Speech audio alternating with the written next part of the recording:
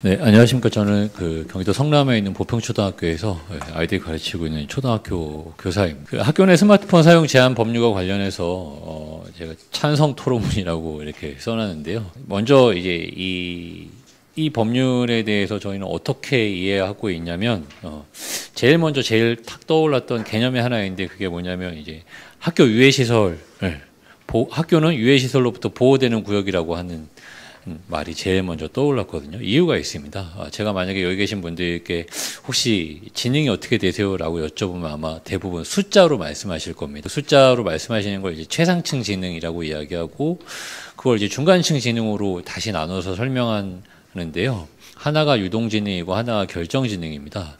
여기 이제 참석자로 계신 이제 영재 고등학교 학생 같은 경우에는 이제 저보다 유동지능이 훨씬 좋을 겁니다.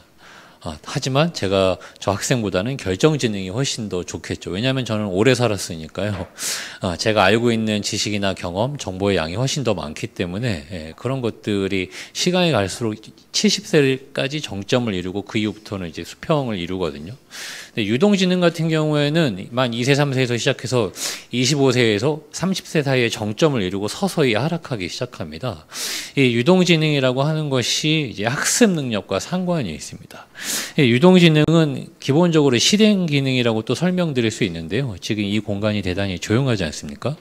벽면에 보시면 이렇게 홈이 파여져 있습니다. 소리를 흡수하는 거죠. 그런데 교실은 이렇게 저런 홈이 없습니다. 그리고 요즘에는 교실 내 블라인드가 있는 곳도 대단히 많습니다. 커튼이 아니라 블라인드로 되어 있어요. 그래서 소리를 반사시킵니다.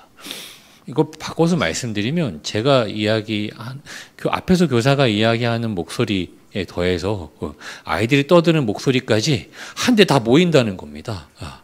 그래서 교실이라는 공간이 매우 자극 억제를 하기가 쉽지 않다라는 겁니다.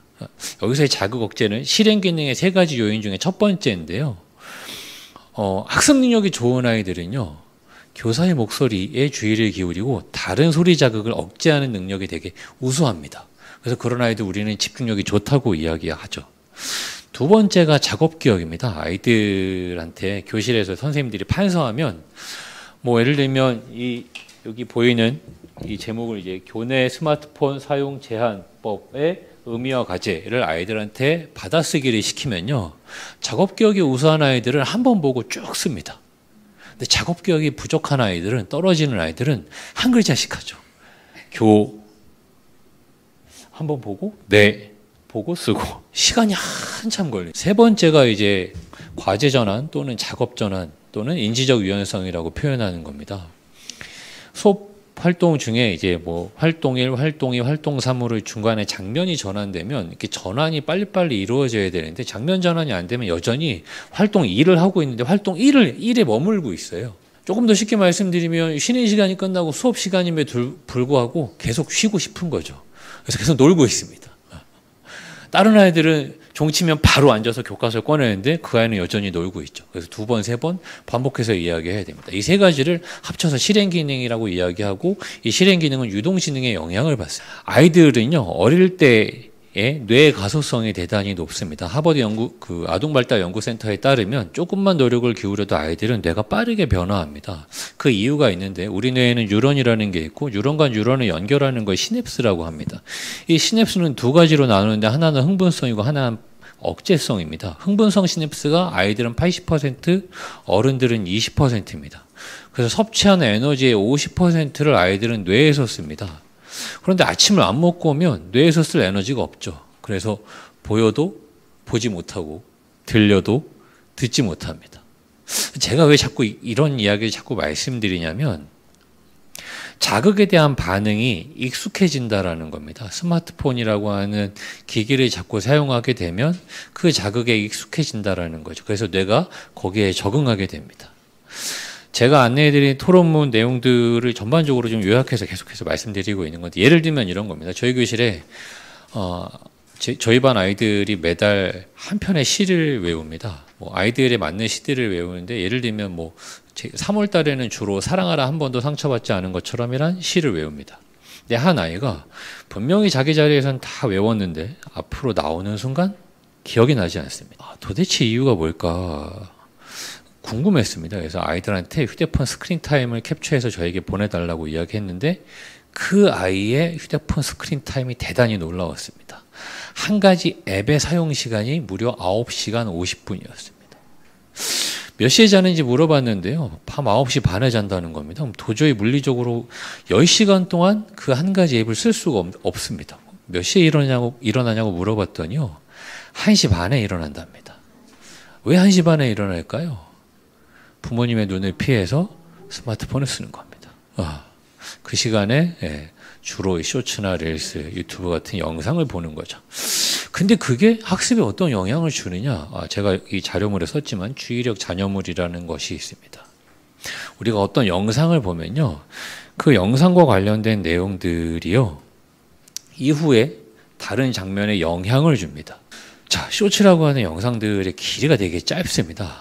근데 이 영상을 통해서 입력되는 정보의 양이 대단히 많다 보니까 다음 영상을 볼 때 앞에 본 영상의 내용이 방해가 됩니다.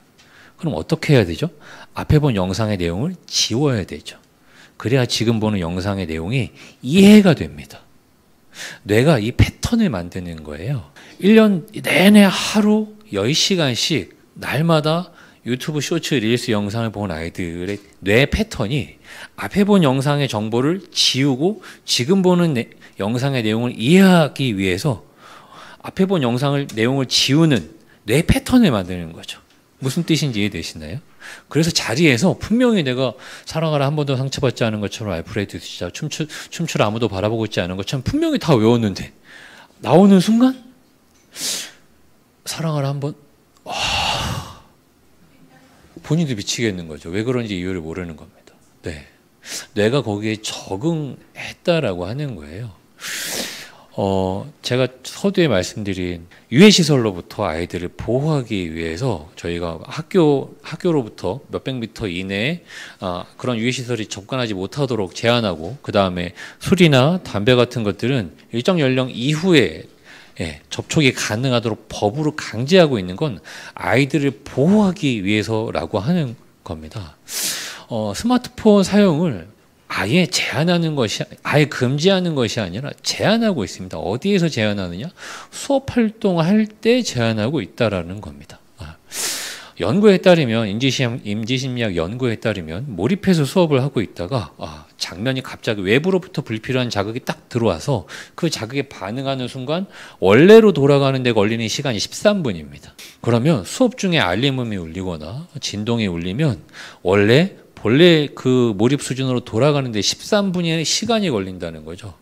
그러면 수업에 계속해서 학습의 부정적인 영향에 노출된다라는 겁니다. 안전한 환경에서 아이들이 충분한 학습을 할 수 있도록 환경을 구축하자라는 측면에서 이것이 오히려 제한하는 것이 스마트폰 사용을 수업 시간에 제한하는 것이 아이들의 건강한 학습에 아이들의 인권을 지키는 것이 훨씬 더 맞는 방향의 법률이 아닌가라는 말씀을 좀 드리고 싶었습니다. 그리고 사실 이 스마트폰 사용을 제한하자라고 하는 이야기를 꺼낸 이유는요. 그만큼 아이들이 전 연령대에 거쳐서 스마트폰에 과의존하고 있기 때문인데 사실 이거는 결과지 원인이 아닙니다. 도대체 아이들이 왜 이렇게 스마트폰에 과의존하게 되었을까? 저는 이 점에 조금 더 관심을 갖고 살펴보아야 되지 않을까 생각합니다. 제일 심각한 게 관계의 결핍이라고 저는 생각하는데요. 부모와 자녀와 함께 보내는 시간의 양, 또래 친구들과 함께 보내는 시간의 양, 교사와 학생이 서로 눈을 마주보고 상호작용하는 시간의 양이 전부 다 줄어들고 있습니다. 대신에 늘어나는 것이 매체와 상호작용하는 시간의 양이 증가하고 있다는 겁니다. 그로 인해서 전 사회적으로 동양과 서양 공통으로 사회정서 학습이 매우 중요한 그 교육 방법으로 이야기 논의되고 있는 것이 아닌가 싶거든요. 어떻게 하면 우리 아이들에게 그 결핍된 관계의 결핍, 그것을 채워갈 것인지를 조금 더 깊이 있게 논의하는 것이 근본적인 문제 해결의 방향이 아닐까 싶습니다.